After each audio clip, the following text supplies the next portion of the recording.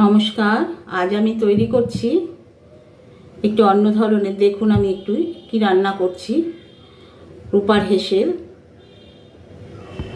আমি দইয়ের ঘোল করছি। কি কি নিয়েছি দেখুন। আমি চিনিটাকে একটু গুঁড়ো করে নিয়েছি 100 গ্রামের মতন। আপনারা বিট লবণও নিতে পারেন। আমি এমনি রান্নার লবণটা নিয়েছি। লেবু নিয়েছি, পুদিনা পাতা নিয়েছি, বরফ নিয়েছি, আর নিয়েছি 500 দই। আমি একটা 1 লিটার জলে করব, তাই 500 দই নিয়েছি। দইটাকে আমি ফেটিয়ে নেব। এই যে দই নিয়েছি।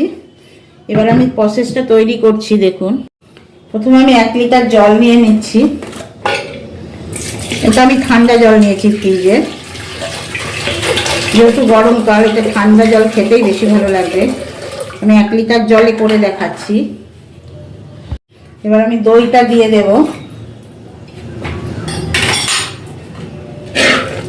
দইটা দিয়ে ভালো করে ঘুরতে হবে। আর চিনিটাকে যেহেতু আমি গুঁড়ো করে নিয়েছি, তাই এটা খুব সহজেই মিশে যাবে।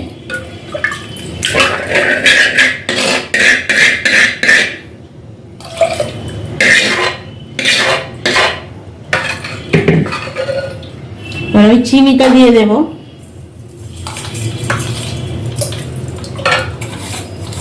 চিনিটা আমি সব দিয়ে দিলাম।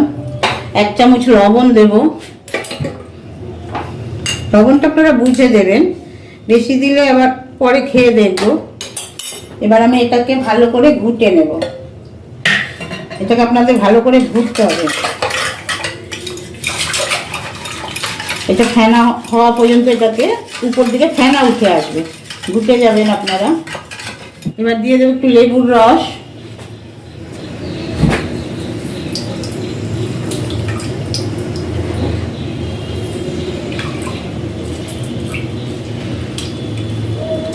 আর দেবো একটু বরফ, বরফ কুচি দিয়ে দেবো।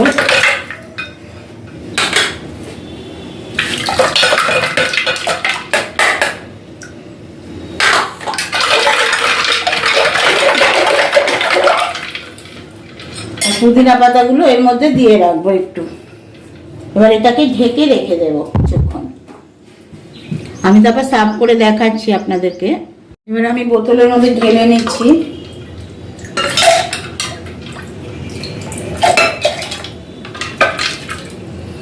এইভাবে সবকটি গ্লাসে আমি করে নিচ্ছি। পুদিনা পাতা দিয়ে দইয়ের ঘোল।